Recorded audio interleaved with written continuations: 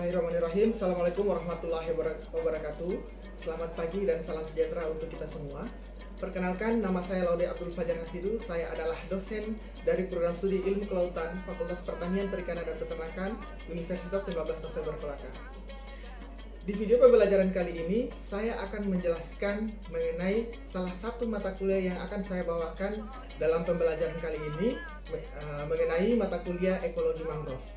Nah, mata kuliah Ekologi Mangrove ini adalah salah satu mata kuliah pilihan yang ada di program studi Ilmu Kelautan Fakultas Pertanian, Perikanan dan Peternakan USN Kolaka yang dapat diprogramkan oleh mahasiswa di semester ganjil.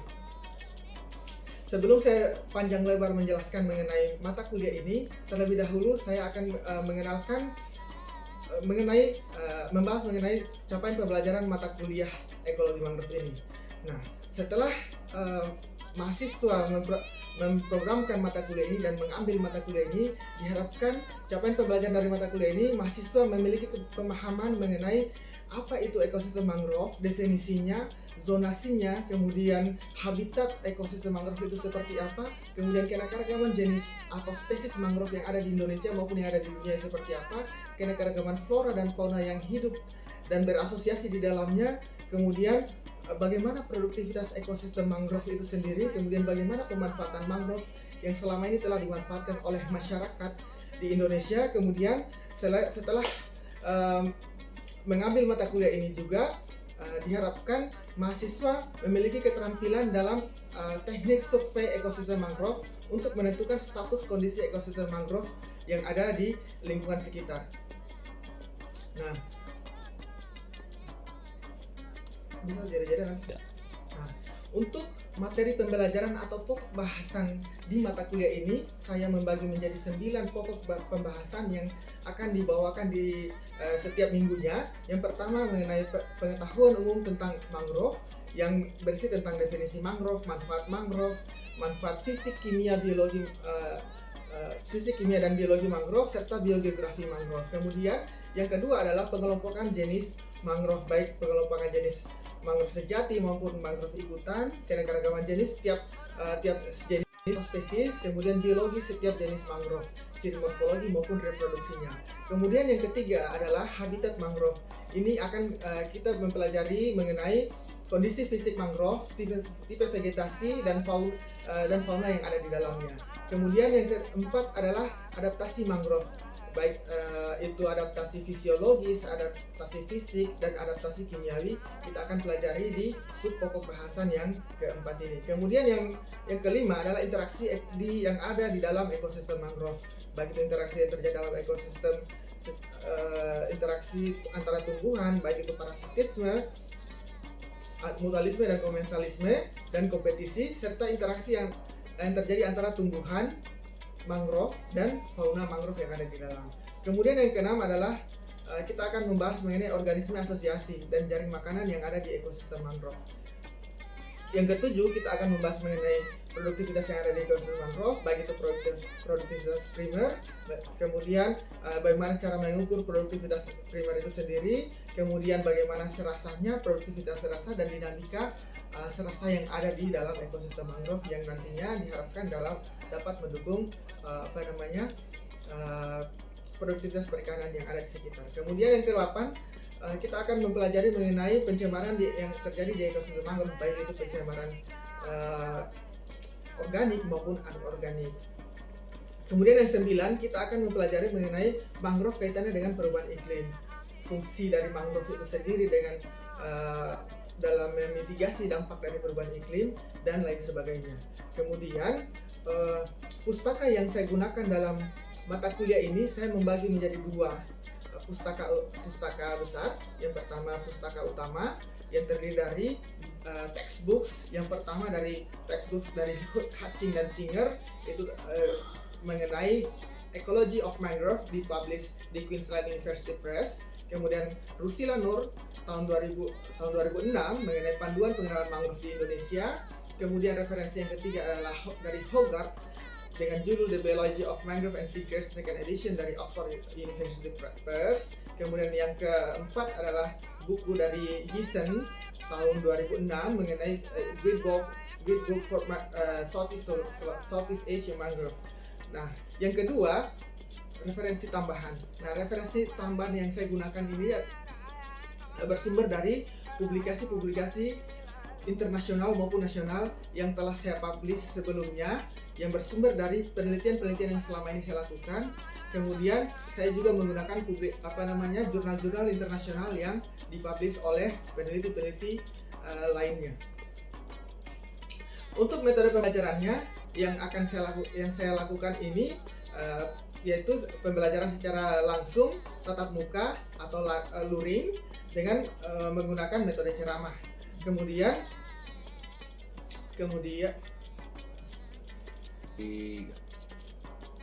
itulah penjelasan singkat mengenai pembelajaran dari mata kuliah ekologi mangrove yang saya bawakan. Berikut kita akan menyaksikan video proses pembelajaran yang ada di dalam kelas. Terima kasih. Assalamualaikum warahmatullahi wabarakatuh dan selamat menyaksikan. Apa fungsi dan manfaat kita pelajari ekologi mangrove ini? Sebelum masuk ke materi ya, saya mau tanya adik-adik sekalian, apa manfaat kita pelajari mangrove ini?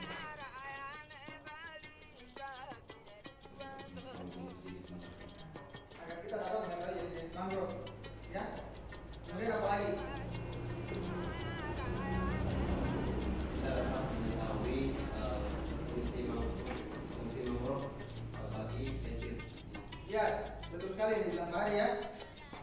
Agar kita juga dapat mengetahui fungsi dan peranan mangrove di pesisir. Ya. Tentunya mangrove ini sangat banyak manfaatnya. Ya. Untuk manfaatnya nanti akan saya jelaskan ya. Yang pertama mengenai habitat mangrove. Ada kondisi fisik, kimia dan biologi dari mangrove ya. Biologi kemudian biologi lingkungannya. Nah, di sini saya tampilkan ada salah satu contoh zonasi mangrove.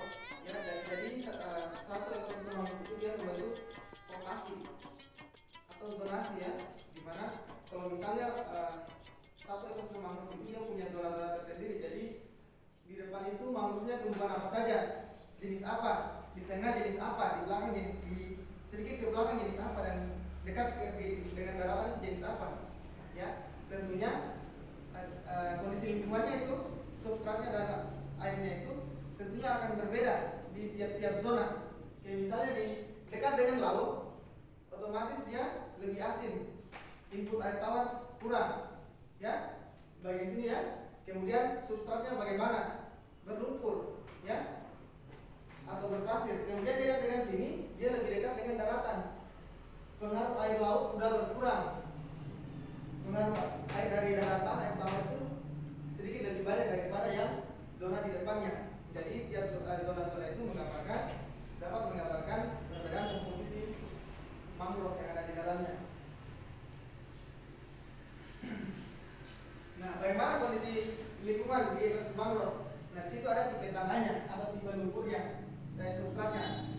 Ada yang namanya lumpur, pasir, lumpur berpasir atau gambut ya, dan ada yang sedikit lembut seperti gambut itu. Nah, itu beda-bedanya. Kalau misalnya lumpur dia lebih banyak partikel-partikel halusnya, pasir banyak partikel-partikel kasarnya ya. Lumpur berpasir itu campurannya. Di dunia bisa dilihat sendiri, distribusi mangrove ada di Amerika bagian utara sekian persen. Kenapa mengantuk?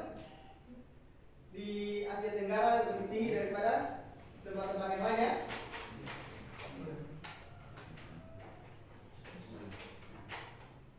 Ini sekilas tentang zona penyebarannya, zonasinya. Kalau misalnya kita susuri mangrove secara vertikal itu tegak lurus dengan garis pantai, kalian akan dapat zona yang seperti ini. Ada Mica, Bruguera, atau kita bisa temukan Seriot dan Lumicera, Rhizopora. Di sini biasanya Avicennia dengan Soneratia alba yang di depannya. Makanya dia tiap zona itu beda-beda komposisi jenisnya. Ini juga sama. Nah, sekarang fungsi mangrove seperti yang dikatakan pada awal kuliah tadi ya, agar kita juga mengetahui fungsi mangrove bagi lingkungan pesisir, bagi masyarakat. Saya yakin adik-adik sekalian sudah tahu fungsi mangrove bagi masyarakat.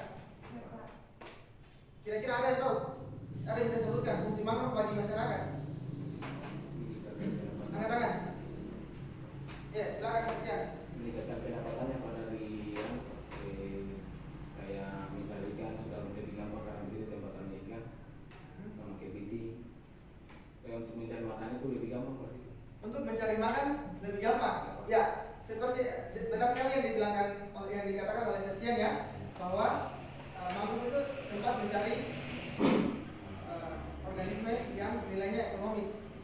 Ini mudah. Gimana kita mencari ya, ekosistem mangrove? Itu adalah salah satu fungsi ekonomis dari ekosistem mangrove. Ada yang mau bisa jelaskan lagi fungsi-fungsi lain dari ekosistem mangrove? Jangan kemudian yang lain lagi. Hanafi atau Kamaludin mungkin? Ya, silakan Hanafi. Menahan gelombang.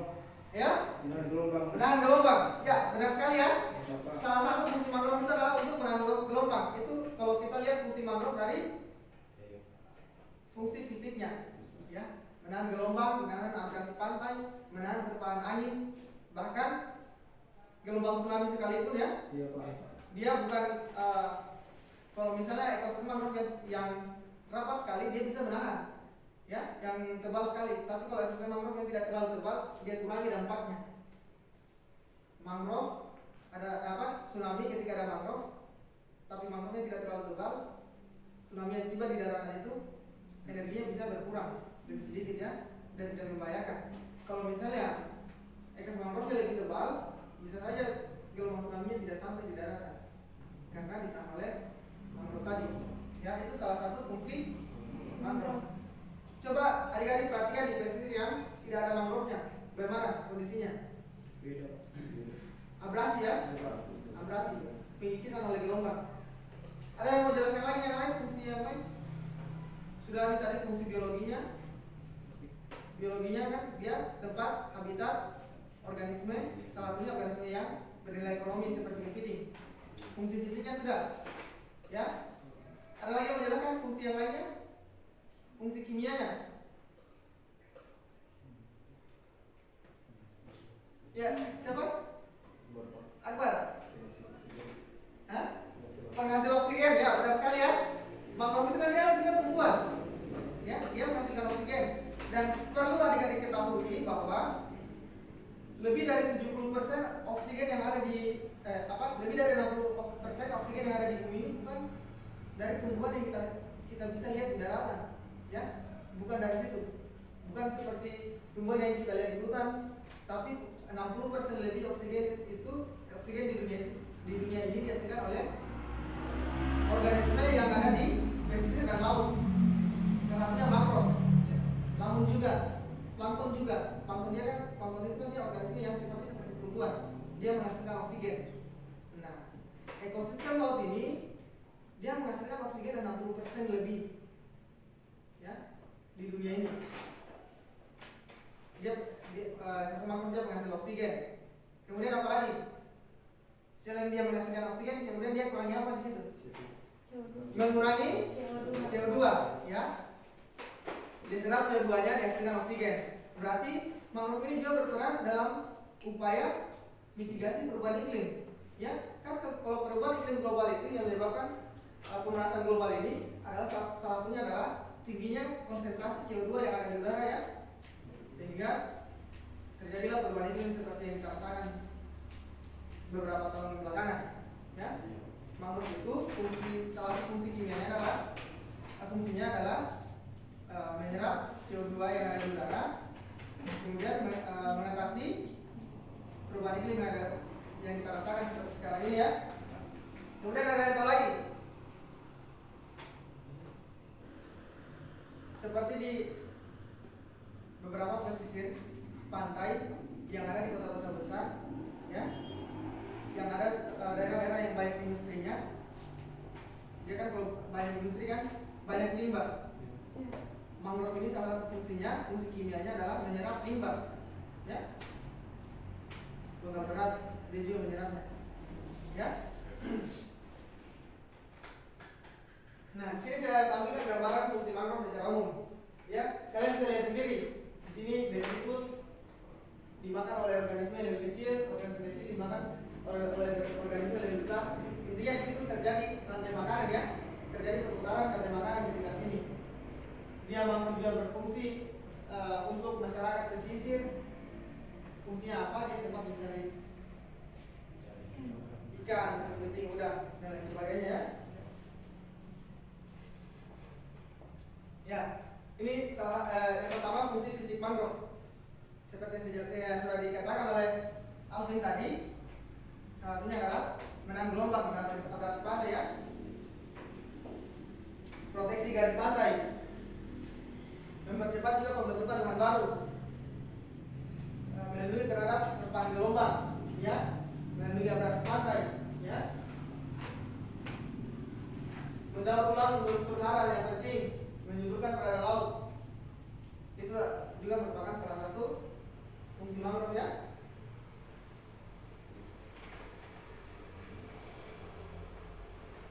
Nah, dari gambar ini apa yang adik-adik sekalian bisa simpulkan? Ini sekitar sini. Ini ada daun mangrove. Di sini ada apa di sini? Rantai apa di sini? Rantai makanan ya. Daun mangrove diurai oleh detritus ya. Ya. Detritus yang ada di dasar mangrove itu seperti moluska, seperti yang adik-adik ambil kemarin. Siput-siput yang itu, dia itu adalah organisme pengurai.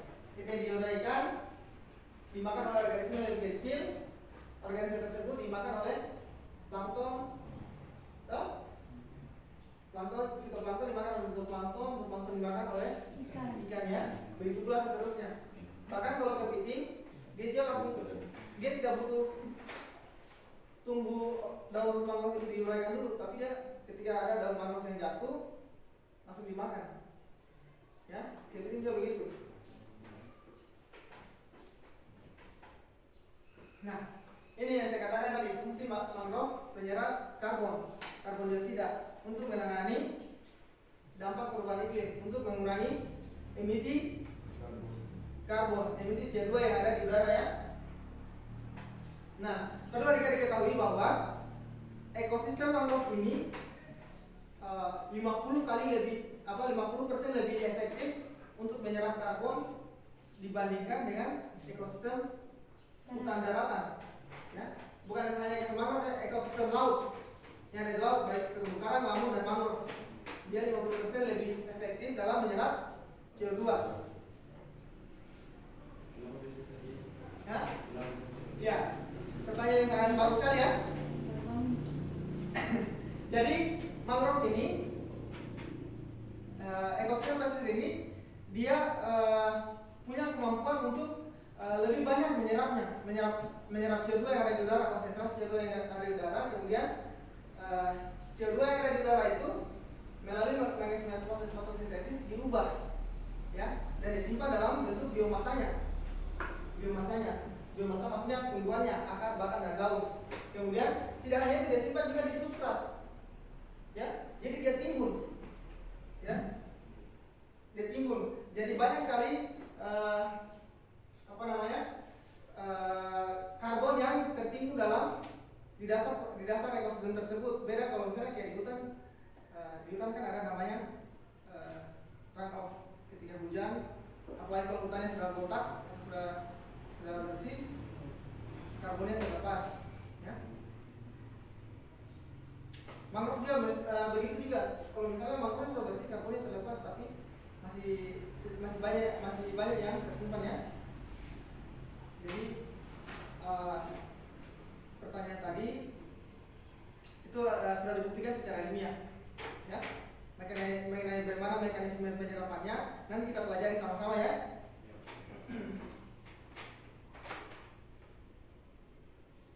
Nah, di sini mangrove sebagai biofilter, maksudnya sebagai penyaring pencemaran logam berat. Bahkan di penelitian saya waktu S1, saya mengkaji kemampuan 3 jenis mangrove dalam menyerap 5 jenis logam berat. Ya, di salah satu ekosistem mangrove yang terbesar di Sulawesi Tenggara, di Taman Nasional Rawopa. Nah, fakta yang saya peroleh bahwa ketiga-tiganya mampu menyerap logam berat, ya, disimpan dalam tubuhnya. Tapi dalam tubuhnya itu yang disimpan lebih banyak di daun dan di akar. Kalau di batang lebih sedikit. Ya, kenapa dia lebih banyak disimpan di akar dan di daun? Ada yang tahu?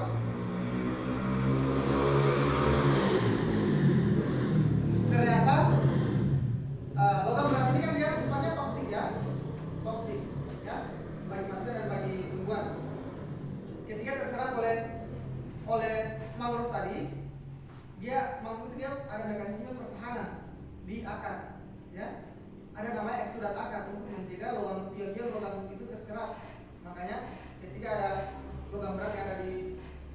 lingkungan atau diserap oleh mangrove, tertahan oleh serat akar yang ada di akar mangrove. Bahkan kalau misalnya ada yang terserap, dia lebih translokasikan di daun. Harapannya bahwa daun itu kan dia bisa gugur, dia bisa terlepas ya. Artinya logam berat yang sudah terserap tadi, ketika dia sudah kebanyakan translokasi di daun, dia bisa lepas lagi ke lingkungan. Lingkungan terurai, serap lagi, terputar begitu saja. Ya.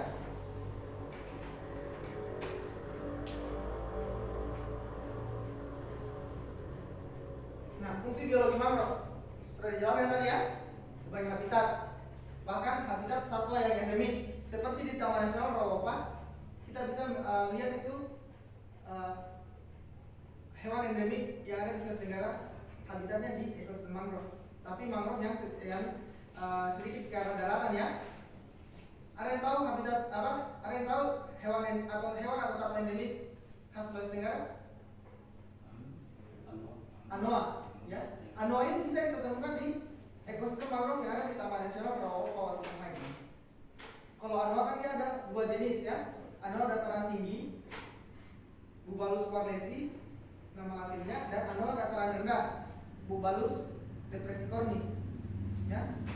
Kedua jenisnya ini dia punya perbedaan dari morfologi tubuhnya. Kalau anoa dataran tinggi itu dia tubuhnya lebih kecil daripada anoa dataran rendah.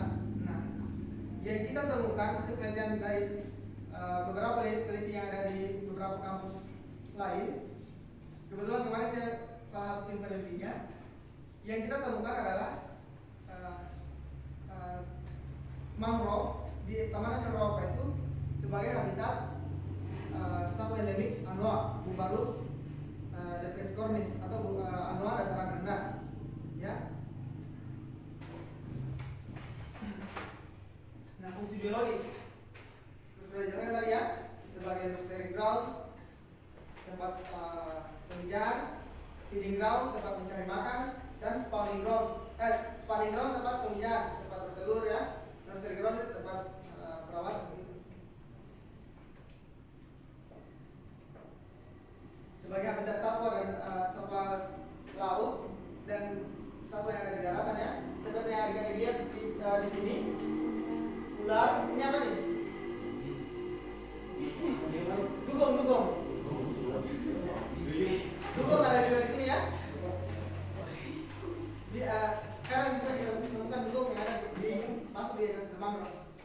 Tapi yang paling banyak itu adalah ular. Biasanya ular. Saya beberapa kali masuk ke ekosistem mangrove di Nias di Sumatera Utara, selalu dapat ular.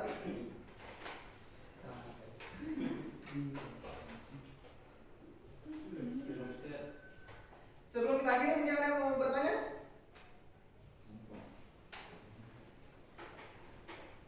Silakan, Rian. Ada yang mau ditanyakan? Kenapa Ya. air di sekitar mangrove itu warnanya beda dengan air di laut? Ya, pertanyaannya bagus sekali ya.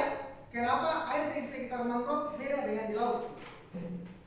Mungkin teman-teman ada yang mau jelaskan? Ada yang tahu? Iya. Ya, silakan Pak. Ya mungkin kan di mangrove, nah di tempat di mangrove kan ada yang berlumpur.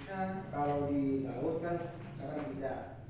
Jadi di situ kita bisa bedakan bahwa tempat tinggal mangrove itu kan airnya dia agak buram karena lumpur.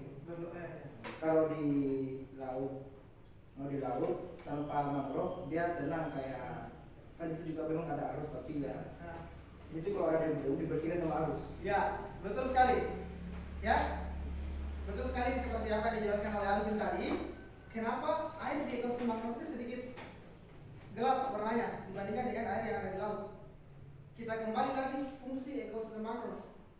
Fungsinya juga dia mengendapkan sedimen, mengendapkan lumpur. Ketika terjadi hujan atau bahkan tidak hujan, air sungai masuk, dia bawa partikel-partikel tanah yang ada di daratan. Ya, mangrove ini fungsinya sebagai tempat mengendapkan lumpur, ya, atau sedimen sebelum masuk ke ekosistem laut. Kalau misalnya tidak ada ekosistem mangrove-nya, air tadi yang mengandung banyak partikel itu langsung masuk di laut. Kenapa? Apa yang terjadi ketika tiba di laut? Terumbu karang yang ada di laut itu akan mati. Ya. Karena kenapa? Cahaya tertutup oleh partikel-partikel tadi. tentakel dari terumbu karang itu akan mati juga. Ya. Makanya fungsi mangrove itu adalah terangkap sedimen, terangkap partikel-partikel sedimen dan diendapkan di ekosistem itu. Makanya ekosistem mangrove itu berlumpur. Karena lumpur tadi adalah hasil pengendapan dari partikel-partikel yang dibawa oleh air tadi. Ya. Makanya kalau air yang agak kabur berarti banyak partikel-partikel endapannya di situ. Yang jernih sedikit. Ada yang mau tanya lain? Ya silakan. Apa ya kalau tanyakan itu kan kayak kondisi lingkungannya kan tiap pantai itu beda-beda tiap lingkungan kayak arusnya angin apa kayak pantai bebas itu pantai bermutu dari depan gitu kan ya apakah mangrove itu bisa hidup di semuanya jenis pantai itu atau ada kayak bedanya mungkin kayak pantai khusus itu untuk tumbuhnya pantai apa ekosistem mangrove Ya, baik, bagus sekali pertanyaannya. Apakah mangrove itu bisa hidup di segala tipe pantai atau tipe pesisir? Sebenarnya mangrove itu tumbuh dengan baik itu pada kondisi lingkungan yang cocok. Kondisi pantainya berlumpur, atau berpasir, atau lumpur berpasir. Ya, ketika satu pantai dia didominasi oleh batu, mangrove-nya itu tidak bisa tumbuh. Mungkin bisa ada satu atau dua mangrove yang tumbuh, tapi dia tidak membentuk satu ekosistemnya seperti yang kalian lihat di dekat Mampurengse itu, dia mangrove-nya lebih besar ya, Mampurengse lebih banyak. Di Gumanano, kita tidak menemukan mangrove di situ ya. Bahkan kalau misalnya kita temukan, mungkin hanya satu atau dua. Nah, kalau di Danau Anantatai adalah mangrove yang tumbuh karena dia terperangkap. Ya. Beberapa lalu propagula terperangkap sehingga tumbuh di situ, dia tidak bisa kemana-mana, dia kan lagun ya.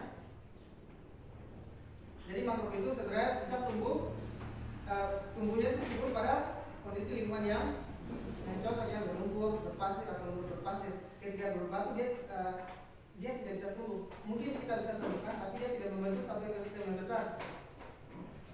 Ada pertanyaan lain sebelum kita akhiri?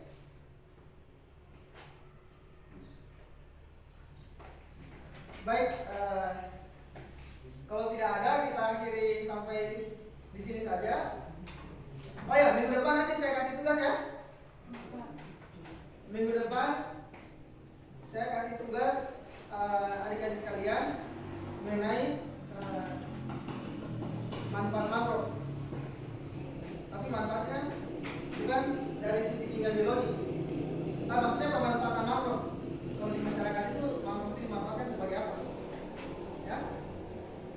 Ya, biasanya kan ada beberapa masyarakat memanfaatkan mangrove, mungkin batangnya untuk kayu bakar.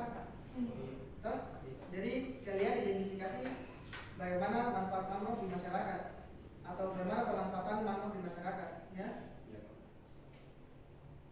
Kemudian minggu depan kita akan refleksi kembali di pertemuan yang ini.